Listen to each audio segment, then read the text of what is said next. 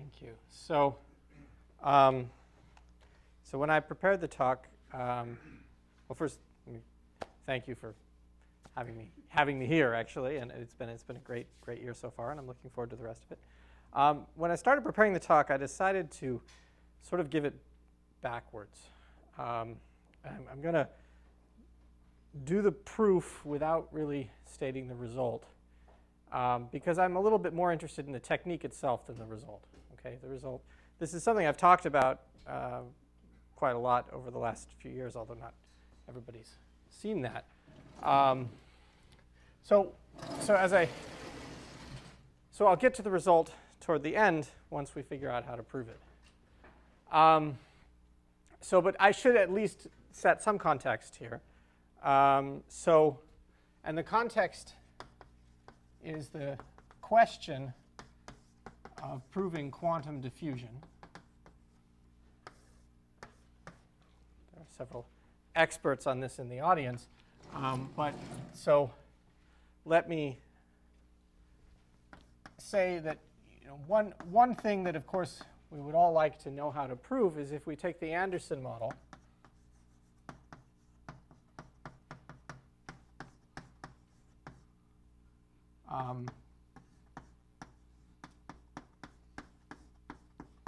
so this is the Anderson Hamiltonian on L2 of ZD. And let's take omega of x to be IID, nice random variables. Or not nice.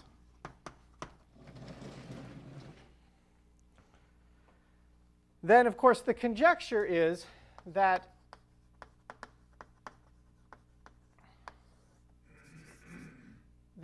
at least if lambda, there was a little constant there that I snuck in, is not too large, and the dimension d is at least 3, then if we look at the expected value of the amplitude of the wave at a point, then this should evolve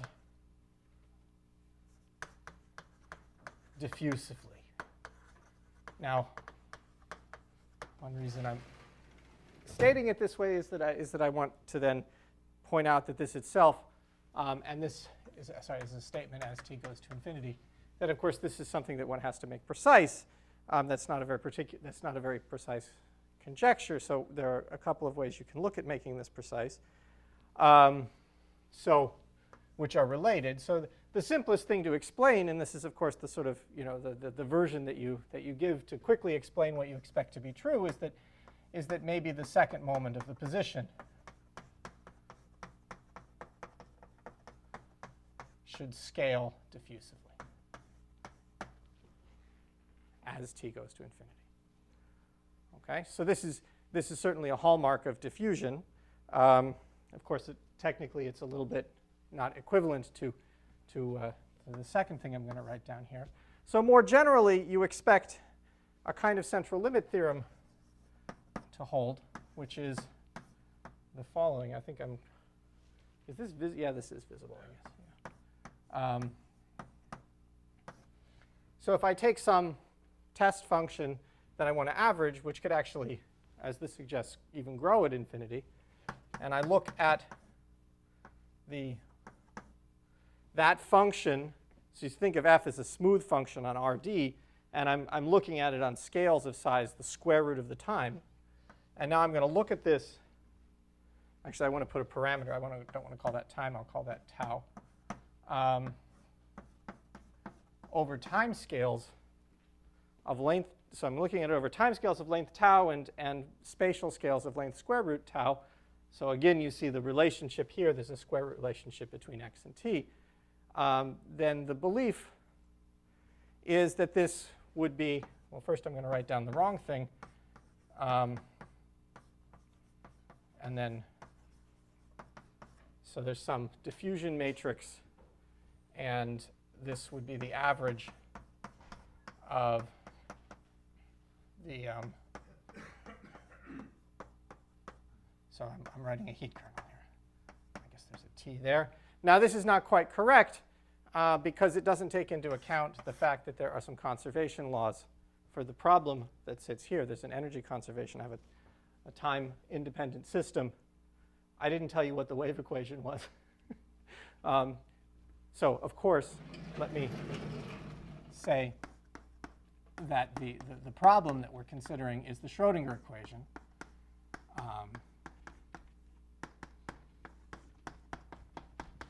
And it won't hurt to just think throughout this talk that the initial wave function is just a delta function at the origin. Of course, once you can deal with that, you can deal with other initial conditions. And since mostly right now I'm talking about things I don't know how to deal with, it doesn't really matter. Okay, so there's some conservation. There's a conservation of energy here that needs to be taken into account of. So in fact, the true behavior is most likely more complicated than this. So it's something like the following. I can't put that.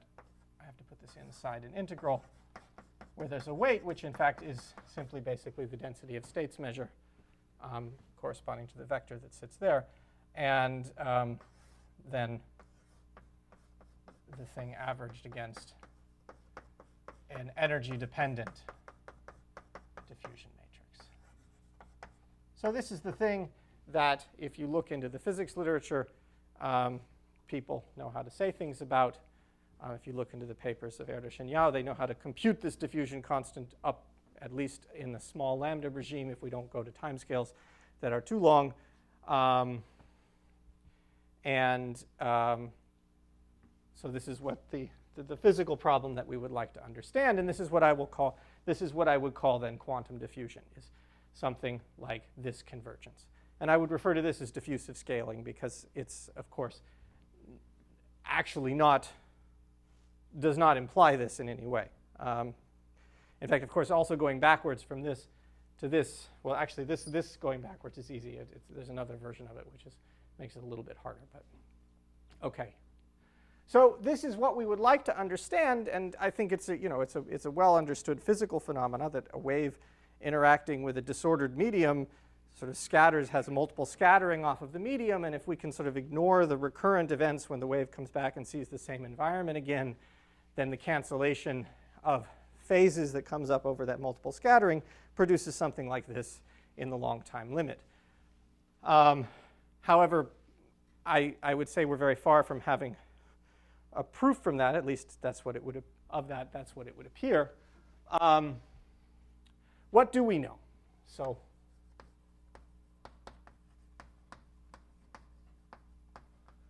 most of the things that we know about this are not very interesting when phrased in this language here, because they're actually about localization, so we know a lot about the localization regime. But in terms of the diffusion, what we know about localization is that if the dimension is equal to 1, then indeed this conjecture is somehow formally correct, but it's only correct because it's not looking at the wave function on the right time scales or on the right spatial scales. In fact, the thing is localized, and so the diffusion constant is just identically 0 when we try to look at it on this scale. Because, in fact, we're missing the real picture, which is that the wave function isn't propagating. So if d is equal to 0, if you do this and your diffusion constant is equal to 0, it's an indication that you're not looking at the right scaling. And of course, for d bigger than or equal to 2, we do in fact know that the diffusion constant is 0 near the edges of the spectrum. And we know many other things, like the spectrum is almost surely a given set. So the integral that sits here, which should have been over the spectrum of h omega, is over a fixed interval. There's no randomness present there. And I would say about the only other thing, excluding what we know about trees, where life is a little bit different because diffusion itself on trees looks quite different. Although formally this is sort of correct on trees if we understand what diffusion is supposed to be. Then if the dimension is 3 or bigger, and we content ourselves not with really taking this limit, but we look at time scales, we take the time scale tau to be like, lambda to the minus k, lambda to the minus 2. And we have to change the scaling of space a little bit here. So we replace x over root tau by x over lambda to the minus kappa over 2 lambda to the, lambda to the minus 2. And here kappa is some explicit parameter. Then it's correct in the limit lambda goes to 0, which is the disorder strength. And this is the result of Erdős, Yau, and Samhofer, which is an impressive work involving very careful estimation of all the diagrams that one needs to control to understand this, the ladder series, and really control of the errors as well. So this is about what we know about the quantum diffusion problem for the Anderson model at this stage of the game. For those who haven't seen this before, the reason I have to change, you might think, wait, I'm not talking about diffusion anymore because I don't have the square root of time, the time scale there. But there's here the diffusion constant itself should be of size 1 over lambda squared, and this is related to the kinetic time scale of the problem. So there's a first rescaling of time and space by the same order, and then a further rescaling at diffusive scaling to get the correct result when lambda goes to 0.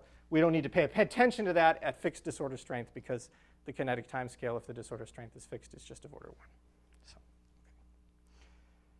So now, I don't have anything to say about this problem. And I don't want to give any impression at any point during this talk that I'm going to be putting a proof of this conjecture on the board. I just want to think about some ways we might try to approach it, and then, well, we'll use those methods to approach a different problem. And this is what I meant at the beginning when I said I'm going to give you the proof, and then we'll state the result once we figure out what it is that we're proving. So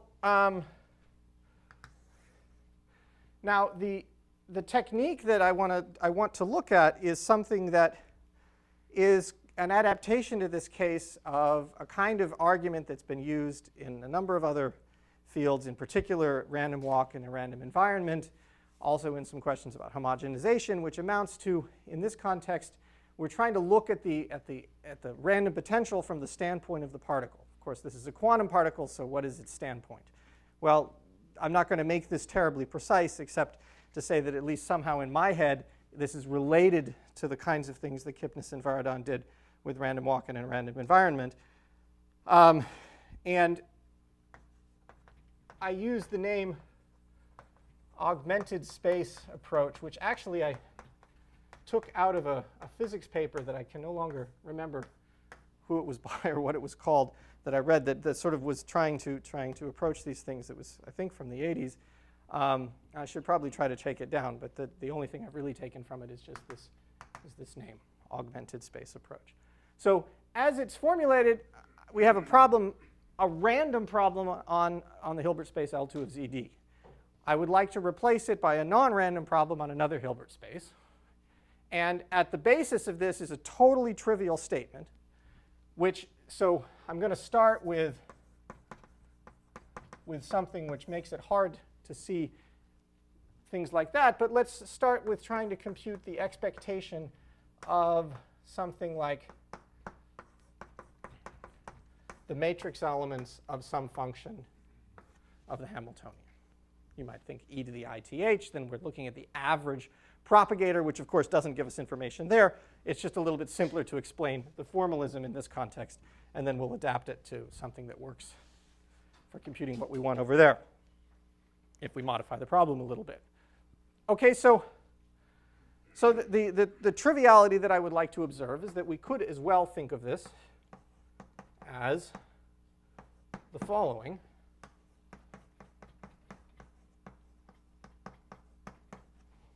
Where here I had an inner product on L2 of ZD, and here I'm writing an inner product not on L2 of ZD, but on L2 of ZD times omega, where omega is the space that the random variables live in. So there's an L2 of omega space where the random variables live.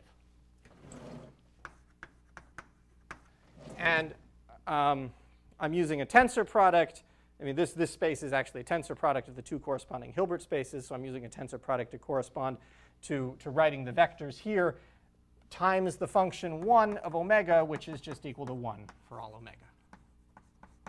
Okay, so this is just saying, and h is formally the same thing as h of omega, but now I'm thinking of it as omega as a variable in my space rather than as a parameter that I'm averaging over. So I've really done nothing here. I've just simply, this is all semantics, right? I mean, this is just choosing two different ways to say the same thing.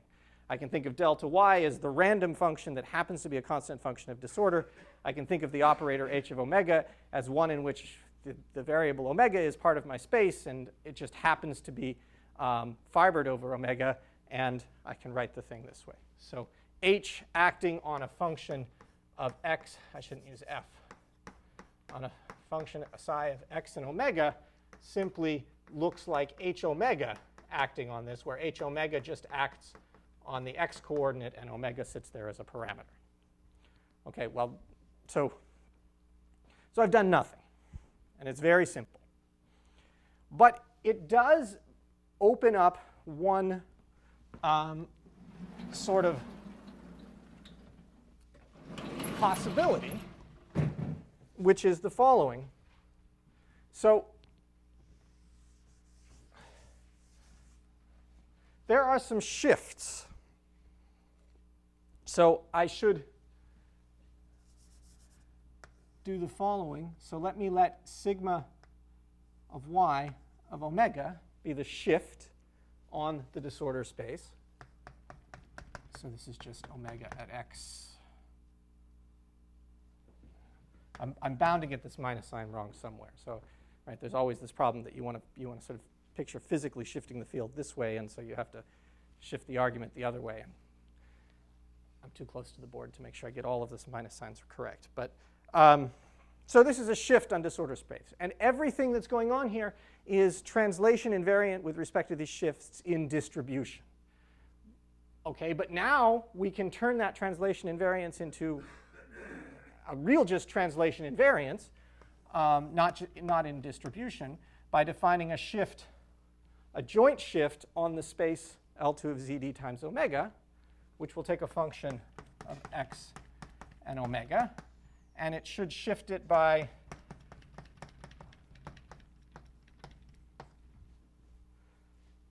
that. And if I got all the minus signs right, it's either a plus or minus sign here, then I should have this identity, which simply encodes the translational invariance of the Anderson Hamiltonian in distribution.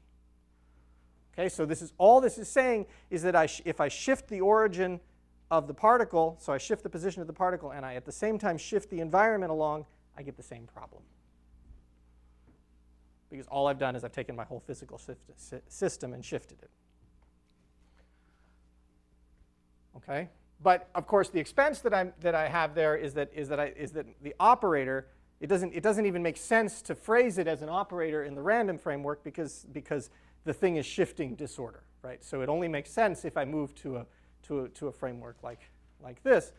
And now, of course, so these shift operators are unitary maps. They're a group. They represent ZD.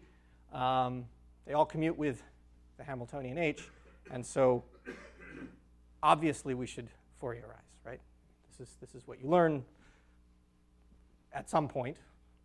I didn't learn it in kindergarten. I think some people do. Right? If a group of translations, if you have a commutative group that commutes with of unitary maps that commutes with your Hamiltonian, then you should move to another space where you've diagonalized these guys. Okay, so let's define a Fourier transform. And we will do that as follows. So in making a Fourier transform, I'm going to get rid of the spatial variable, and I'm going to replace it by a quasi-momentum, right, in physics language.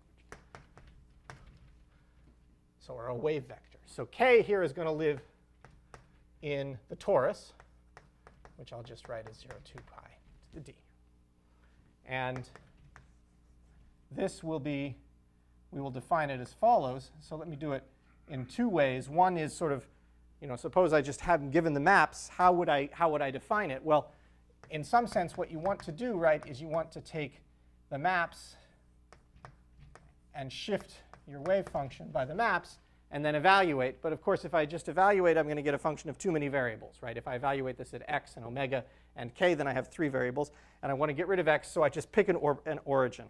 Well, I don't need to pick an origin. I have one already picked for RD, for ZD, so we'll do this. All right, so I just say that because I want to point out that there's a choice that was actually made here of which Fourier transform to make. There's not really a unique one. There's a family of them. They all differ only by a phase, but I made a choice at which point to evaluate the wave function. What's that?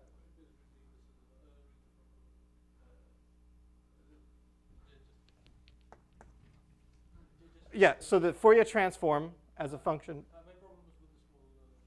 this, the sum over y, e to the minus ik dot y, shift by y of psi at 0 and omega.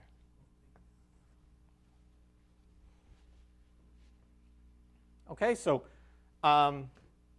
explicitly all this is the following.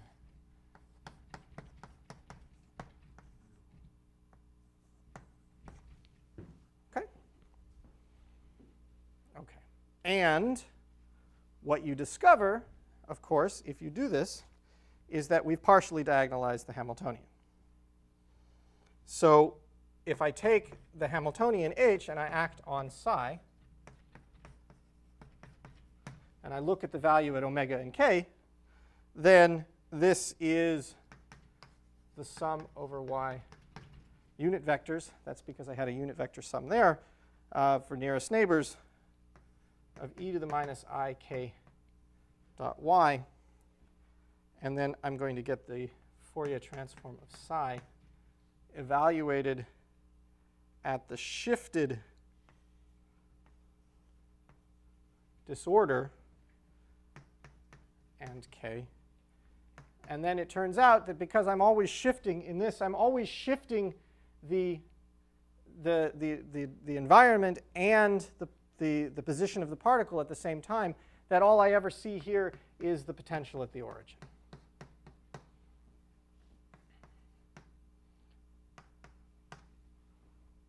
Okay? And so the key thing to notice here is that k appears in this equation only as a parameter. Now, of course, there's something funny about this, because I started with a problem where I had something appearing as a parameter, namely the disorder strength. So you might criticize it in this way, but maybe we can get some useful information out of this. So I've changed one partially diagonalized Hamiltonian for another. At least this one involves something that I sort of physically want to understand, which is how the system changes as I shift. Okay, so now I left my notes over here. So we end up with a, so let me call this, let me give this a name.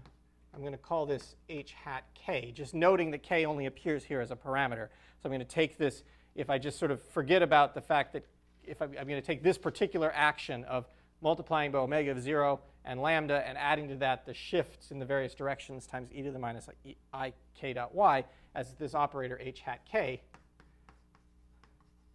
And this guy acts on just L2 of the disorder space now. And k is purely a parameter. And so I have, for instance, the following identity.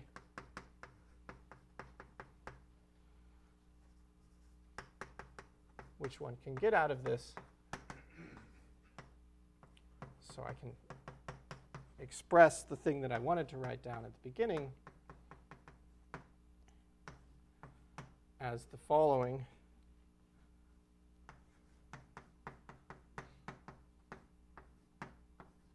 And this inner product takes place in L2 of omega.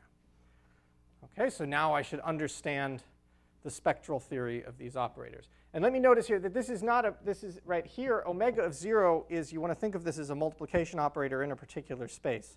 It is not a, well, I guess it was multiplication operator there as well. But, well, I'm not going to continue with that because I'm not sure where that was going.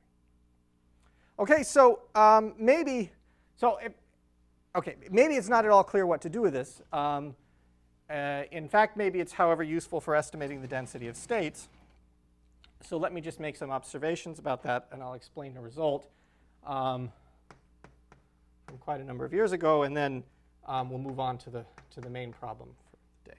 So if I look at lambda equals 0, and let me just call that h hat k of 0, then it turns out that this function that's identically 1 on L2 of omega, well, 1 is invariant under all the shifts. So when I do this shifting here, I don't get any change. And so this is actually an eigenvector.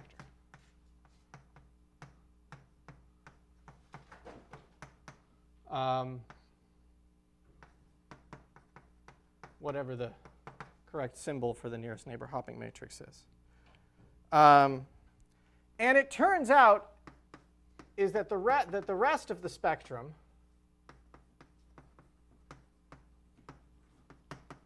of h hat k0 is purely AC, absolutely continuous. In fact, this operator actually looks like, except for this eigenvalue, a direct sum of countably many copies of the nearest neighbor hopping matrix.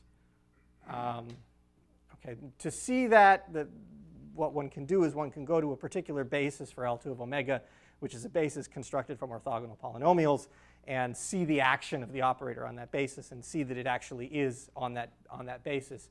You can just basically decompose that the space of orthogonal polynomials on this thing decomposes into direct sum of different spaces, all of which are invariant under this guy, and all of them look like L2 of ZD. Okay, it's a bit complicated, but there's nothing deep there, and I can explain it to anybody who's interested. So what I have when lambda is equal to 0, I have an operator that has a single eigenvalue embedded in all this AC spectrum. Okay? Now, when I turn on lambda, this omega of 0 actually essentially introduces some hopping between these different levels of orthogonal polynomials. And so you can actually sort of think of this as a kind of a hopping matrix with some weights and some phases on a graph that's a fairly regular looking graph. So you might guess or conjecture that the spectrum is absolutely continuous. And maybe, in fact, the eigenvector, the epsilon k, becomes a resonance, right? So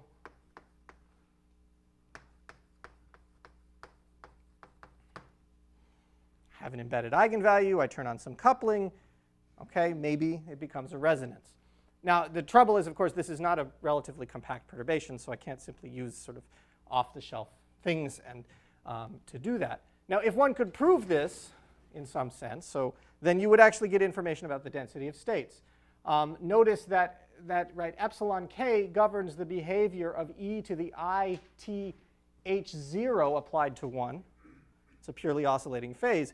If it were to become a resonance, then somehow I would see kind of some exponential decay until whatever the background decay from the AC spectrum was that took over. And this would then be closely related to what one expects to see, which is that the average propagator for the Anderson model should indeed decay exponentially. So this would give you some information about the density of states. In particular, would imply nice bounds on it as lambda goes to 0, if you could sort of make sense of this. So I was not able to do that when I first thought about these things quite a while ago. But what I did do was I proved sort of a uniform, so a real result is that there are uniform Holder estimates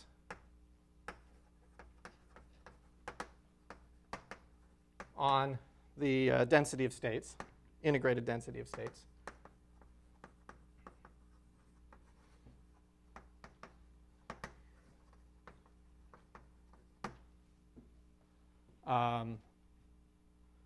So and this result is almost 10 years old, I guess. And the only reason I'm mentioning it here is because the method I used to prove it did in fact go through this formula. And the basic idea was that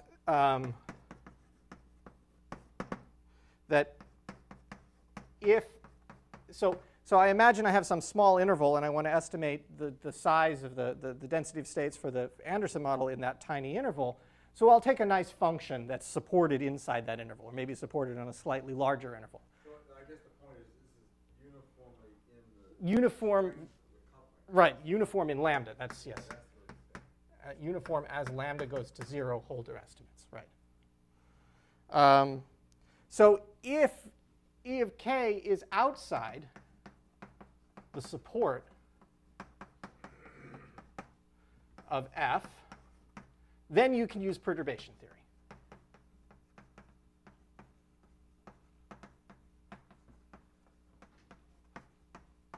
Okay, so you can start to try and estimate that matrix element for h hat k in terms of the one using that with lambda equals 0. You can get some expressions. There's an error term. The error term is like lambda squared times something. So they get a lambda squared, which is typical in these problems. It has to, I guess at some point I've probably implicitly assumed there that the disorder strength, that the disorders has mean 0. Otherwise, I should put the constant term into E of k. So the error term is lambda squared times something that can be estimated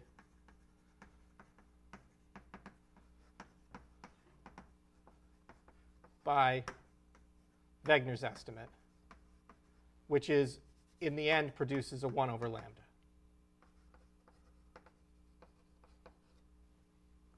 So basically, there's a 1 over lambda. So sitting in the background is the fact that a long time ago, Wegener explained how if we have a system with some random parameters like this, we can average over them, and we always get a smoothing of the density of states to 1 over the size of the support of the distribution. Okay?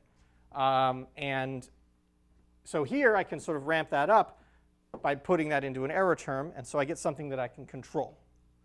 Okay? And then I lose, so that all looks very good, except that I said if outside the support, well, of course, I need to worry about what happens if it's outside but very near, and then something's big, and so I have to make a little window around the support, and that size of that window has to be a bit bigger than support, and that's why I get Holder rather than Lipschitz. Okay, so that's this, and at least some indication that the method is useful.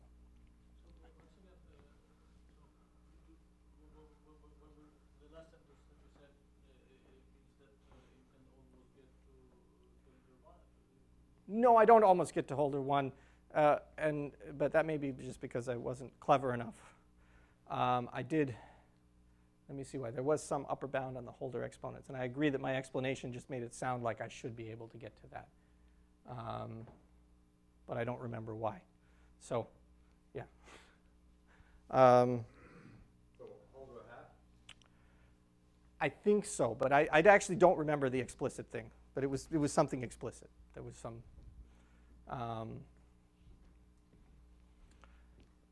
Okay, so. But do you need this technique to get it, or is it just a convenient way? So it's a convenient way, and it's I think it's a useful way. Technically, once you know the proof, you can simply rewrite it down another way. But I don't know that it would have ever figured it out without doing this. I do think this technique is close to being useful to get something much better about the density of states, but one has to understand these operators in much greater detail. In particular, you can write down an expression for the self-energy, and if these things have AC spectrum, then that self-energy has this positive imaginary part, and you're done. So understanding the spectral type of these generators would give you all the information that you want about the density of states. But well, if you do a little bit of work, you can recover the self-energy, but you just can't prove it. Right. Yeah. No. Okay. Okay. So now, mostly I talked about this just simply to introduce things in a simple context, because I'm about to do something a little bit more complicated.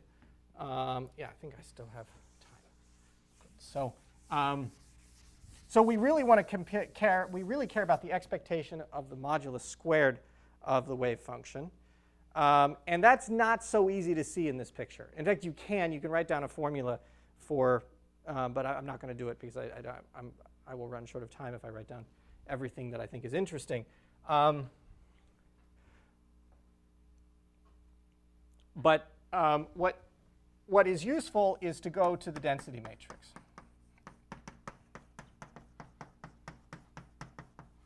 In fact, we could just dispense with the wave function altogether and talk about the evolution in terms of density matrices.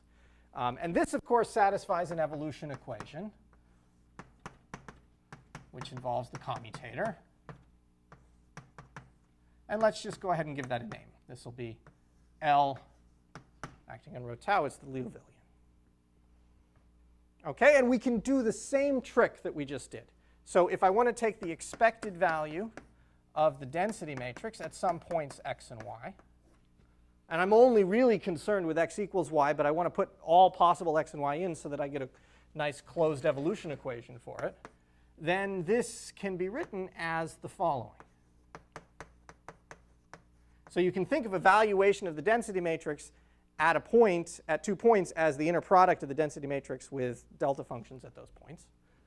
Let me throw in the constant function of the disorder, the exponential of the Liouvillean, and now I'm sort of formally, I mean, this is the operator, the random operator. This is the guy acting on the augmented space. Let's not be too fussy about that. The initial density matrix times 1. And this now lives on an augmented space with 3 variables. All right? Why not? So again, this is actually a triviality. I've just disguised something simple in some heavy notation.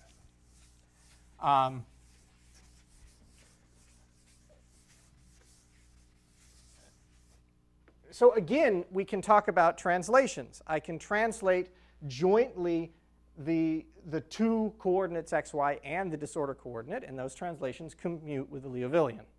So I can Fourierize. Right? So I can define a nice Fourier transform. Now, when I do the Fourier transform, I'm going to get rid of one spatial variable, but I'm going to be left with another one.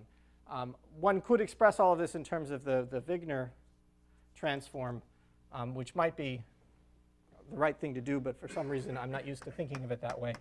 So I have my own notation here, and I should probably try to make sense of what the Wigner transform is, how it's related. But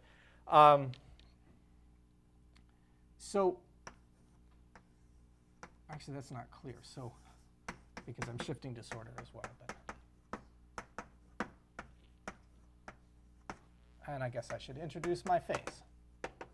OK, so I'm going to shift both coordinates. I'm going to shift the disorder, and I expect that the resulting thing partially diagonalizes the Liouvillean, and this is in fact borne out. OK, so I'm not going to do the computation, but what you can check is that the Liouvillean does fiber into a direct integral of operators over the torus, and L hat k, which is the operator in fiber in the kth fiber, is the following operator. So it acts now on a function of x. I'll give it a different name just to. Oh. Yes. Sum of y. Psi of x minus y,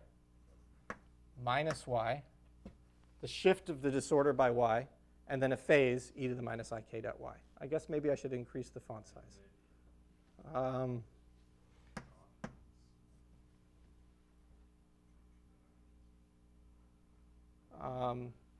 Yeah, no. That's yeah. There's a reason. Okay, there's a reason why I kick the arguments around like this. So this is, and that's just because k only appears as a parameter. So I want it to stick to the end because it's not important anymore, right? But yeah. OK. So in fact, I'm going to drop it here, and I'm going to just look at something that lives on, has one spatial variable and one disorder variable. And now I get a rather complicated looking expression, but we'll actually be able to do something with it. So I get the discrete Laplacian acting in the first variable, and I also get something involving these phases times the discrete Laplacian acting now both on the first spatial variable, but it shifts in disorder. That may be. I'm a little bit confused by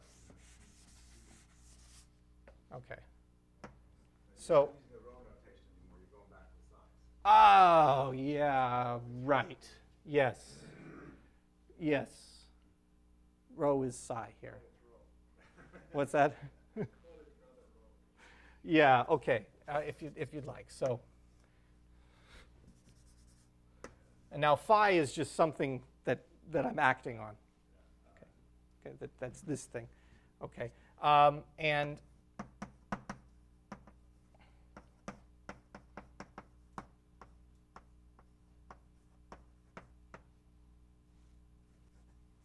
okay. And then there's the term from the potential, which in this case looks like this. So, and I'll write down the claim here in a moment. Okay, so again, you can see, right, we've translated the origin essentially to the second coordinate of the density matrix, and that's why this guy involves the potential at 0, but this guy, x, represents the difference between the two coordinates in the density matrix, and that's now at position x. Okay, so, and the claim is that if I take, right, if I act on the density matrix with L, and I take the Fourier transform like this, then this as a function of x and omega and k, which I'll put a little semicolon there just to remind us that it's a parameter, this is just this operator L hat k acting on the Fourier transform. In other words, everything fibers with respect to k as it should, because there's a symmetry of the system that led us to do this Fourier transform. I mean, you know from the beginning that it's going to fiber. The question is just what things look like. And of course, what this means is that I can now write down a formula for the Fourier transform of the mean amplitude in terms of these operators. And this formula is the following. So let me note, right, that this guy, where does this operator live? He likes to act on functions that live on ZD and the disorder space. And so I'm going to write down an inner product on that space. K here is going to become my Fourier variable. And this is just e to the t L hat k. And in this formula, it was assumed that psi naught at the initial density matrix was a delta function at the origin, or in fact, a delta function at any other site. Well, that would produce actually an extra phase. But otherwise, there's something a little bit more complicated that sits there involving the initial density matrix. Okay. Okay, so this is something I learned about. Well, not in this form actually. In the position space form, I learned about it from a paper, from papers of Cherem-Chantsev, who referred to. I'm sorry, I'm talking about the wrong thing. This is just for the Anderson model. We'll get back to that. I'm having a hard time reverse engineering the proof, I guess. So let's, OK, now I'm running short of time, but I'm actually close to the destination. So far I've still talked about just the Anderson model, and let's do that for a little bit longer.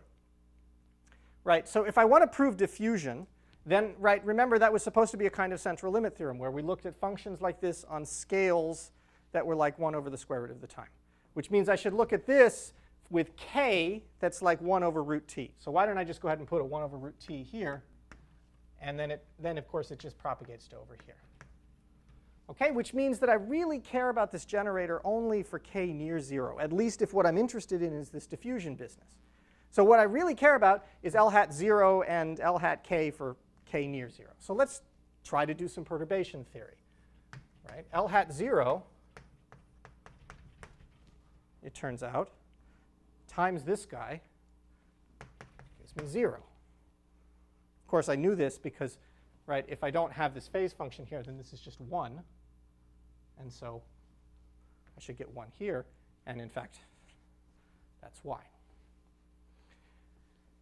it turns out also that if I look at L hat k and I compute the derivative with respect to j, and I evaluate now at k equals 0, well, look what happens here.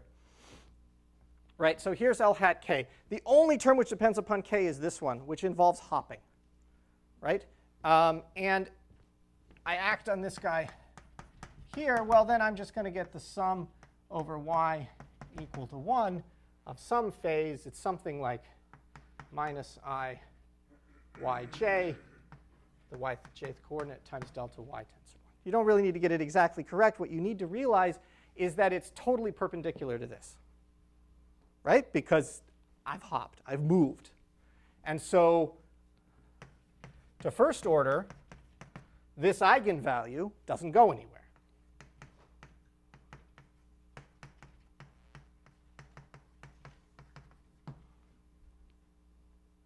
It turns out that formally the second order term,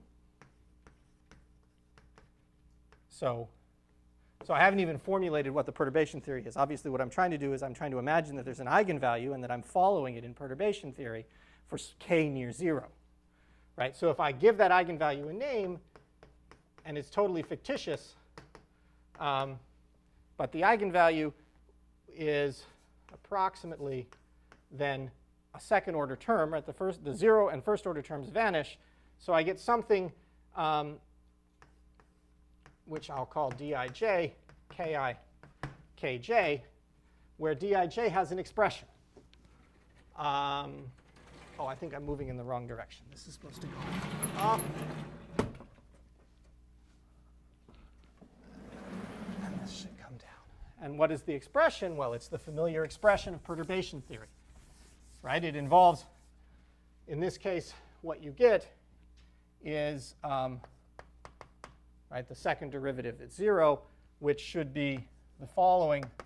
So it's the derivative of L hat k with respect to ki evaluated at this at k equals 0 times the inverse of L hat 0 acting on the orthogonal subspace. Right? Of course, this doesn't make sense because I have a 0 vector, but I'm not acting on that subspace.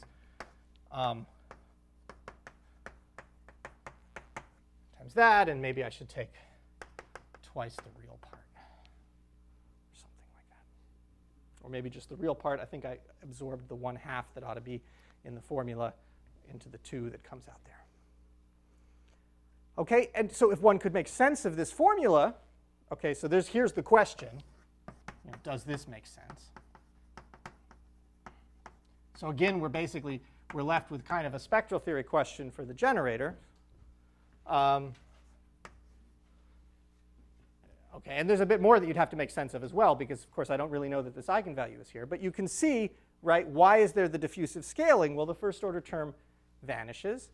And so I need to make sure that I'm getting, right, if I'm imagining that e to the t L hat k is basically acting on its eigenvector, so that what I'm getting is e to the t times the eigenvalue, then I had better make k like 1 over root t to otherwise I'm going to get something big, right? But exactly for k equal 1 over root t, then the t times this term, times this term, where I put 1 over root t's with these k's, will give you something of order 1.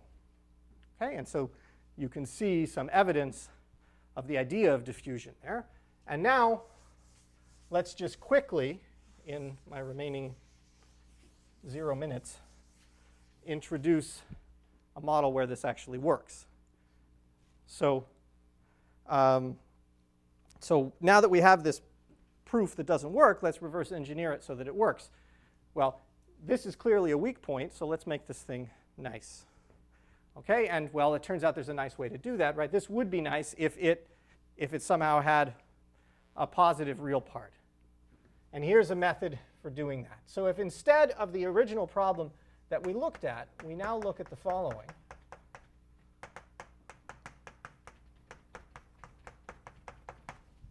Operator, where omega sub t, it's the same operator I wrote down before, but now I'm letting it change in time. So this is a Markov process.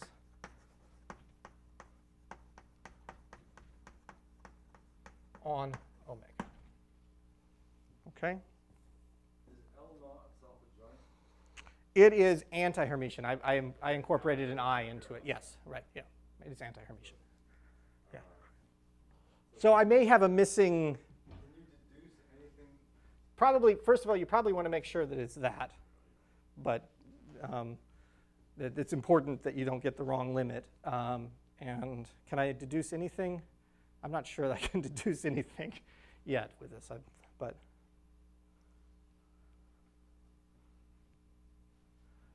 So if this is a Markov process in time, then it turns out that when you go back to this formula, and let me just do a little bit of blackboard magic to do it, this gets modified simply as follows,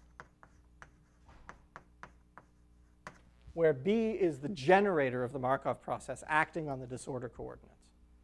Okay, so Markov processes have generators attached to them. They have contraction semigroups. Contraction semigroups have generators. And we get this. Now, the problem's not trivial. Let me be clear about that. I haven't done something trivial like just add epsilon here, because the Markov generator, if we consider a Markov process that has, say, the initial probability, the probability distribution of the potential as its invariant measure, then B acting on the constant function gives me 0. But let's assume the nicest thing that we can have aside from that, namely that B acting on other functions of the disorder is strictly positive. In other words, if the inner product of f with 1, which is the same thing as the expectation value of f, is 0. Okay, so this is a gap condition. And it tells me that the Markov process has an exponential return to equilibrium on timescales of order t, which is why I called this constant 1 over t. Okay, so I have this exponential return to equilibrium for my Markov process. So in other words, this thing is decorrelating in time. However, I'm not going to make any assumption on how quickly it decorrelates in time, although the result will be qualitative. So this does not need to be either, this t does not need to be large. It can be extremely small, and I'll get the same qualitative result. The hard case is T large. No, t large is great, right? I'm sorry, yeah. T does not need to be small. Yes, thank you. Right. Okay, so then this thing gets changed like this. At least if I assume, as I should, that my Markov process is also invariant with respect to shifts. And all of this calculation goes through, with the one exception that right here I have this. Now, I still am left with a small problem because I don't immediately know. So if I look at L hat 0 plus b, then this thing has a kind of block matrix form, which is like this.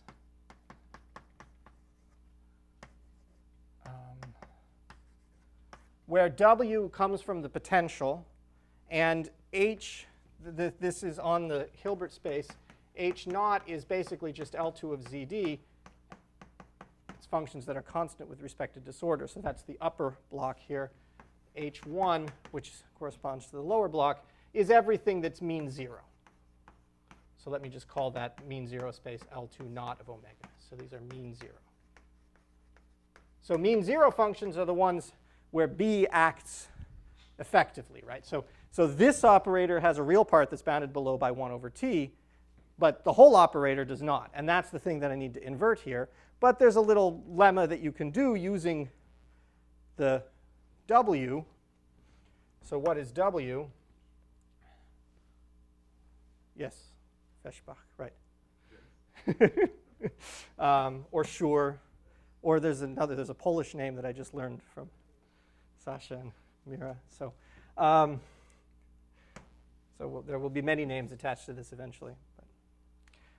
So W takes functions that are constant with respect to the disorder and does something else. Let me just write down what it does. So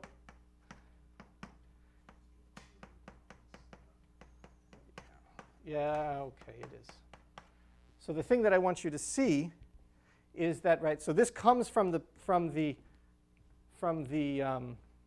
potential term. I erased the one thing that might be useful right now and left this, which is useless. So the way that the potential terms came into the generator L was exactly always through this difference, omega of x minus omega of 0. So when x is equal to 0, I get 0, which is why this thing's a nice eigenfunction. But the point is that it's the only eigenfunction, because this is always non-zero. If these guys are IID, then this is not 0. And in fact, I can control it uniformly, its size. It doesn't get small either.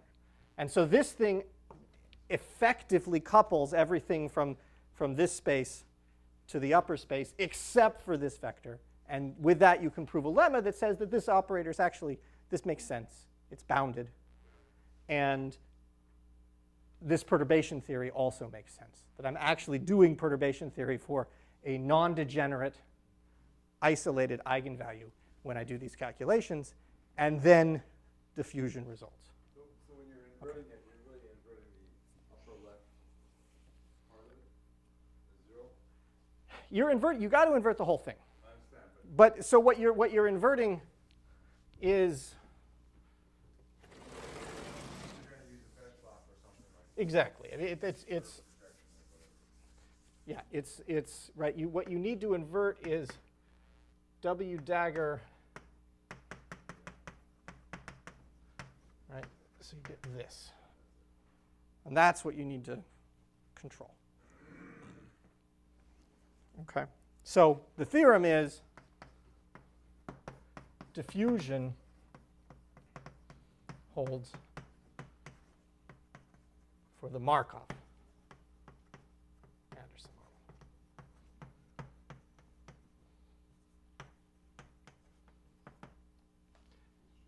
And in fact, I don't really need independence of the random variables at different sites. All I really need is that these things are really different. And so that can't be small. This is W. Yeah, exactly. So W takes a function that, okay, yeah, 0. Yeah.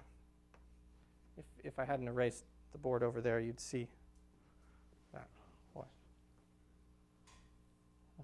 Yes. How is B written? Well, okay, B is actually kind of, depending on what you choose, maybe a somewhat unpleasant object. So for instance, a natural, I don't really need to know much about B, okay? But here's a natural model. So suppose it's some sort of Laplacian. So let's suppose that I have that omega of x is cosine of theta of x, where the thetas are distributed uniformly on the circle. And now let omega t of x be this, where these guys are independent Brownian motions, which maybe I should put of size 1 over root capital T. Your environment is changing with time. Yes. Yeah, that's the whole point. Yes. That was sorry. Thank you. I'm glad you asked the question, because if it wasn't clear, then that is the whole point. Okay, and so here, right, the thing is formally the Laplacian. It's the sum of all second derivatives, which is, since I have infinitely many variables, you might actually wonder if it exists. But of course, you can define it as a kind of Friedrich's extension of a suitable thing, and it does exist. But it has, these, then you don't really need all this nonsense, right? Right. There's no problem, but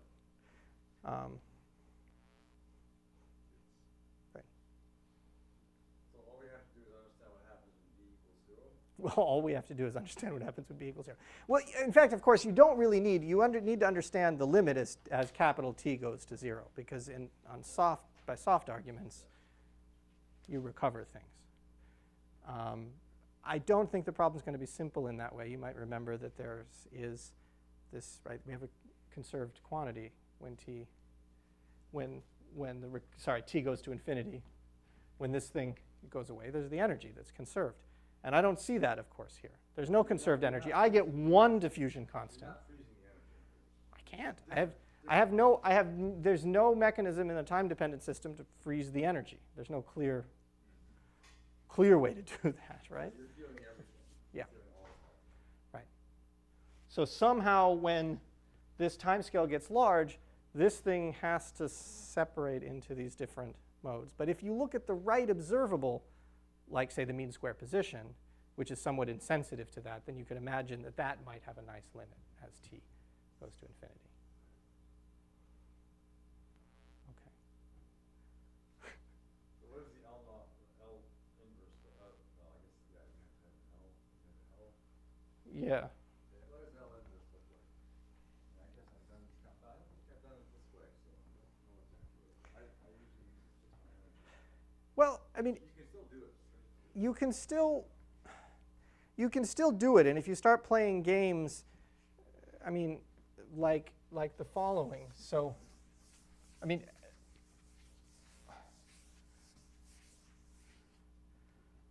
of course, really for lambda fixed, I don't really know what it looks like. I only know what it looks like if I start playing games with taking lambda away at some point, right? Because what I can really compute is what has things for the Laplacian. Yeah, you can do Right. But do you try to do perturbation? yeah, I try to do perturbation theory, but I don't have any results at the moment.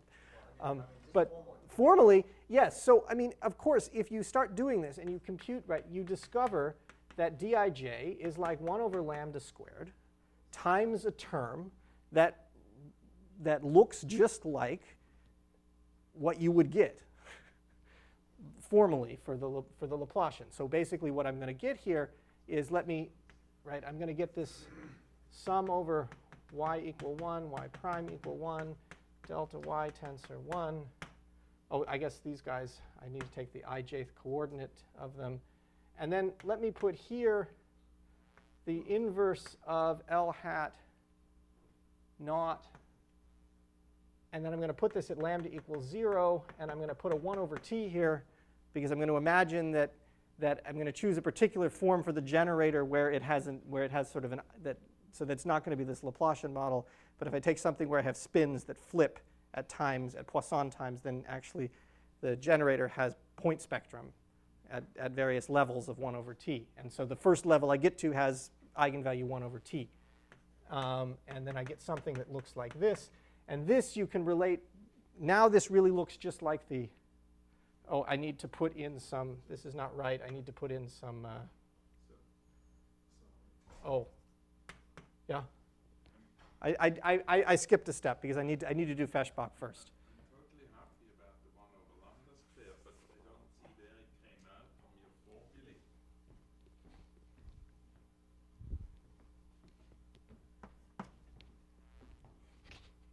W should have had a lambda in it. Yes, that's true, but Right. how does it come into the denominator? Because of Feshbach. So what I was writing down here was nonsense, right? So what I want to invert is this thing, which has this. So maybe I shouldn't put it here. I'll put it here, right? Then I invert it, and I have W. And now you might try to just put L hat perp, and I might say let's just put lambda equals 0 here, okay? Right, and so now if you do this, then this is totally computable in terms of integrals involving the Laplacian. And you can write it down. Is it ladder graphs? Is it solid ladders? Probably. I don't know that I mean, I would expect it to be,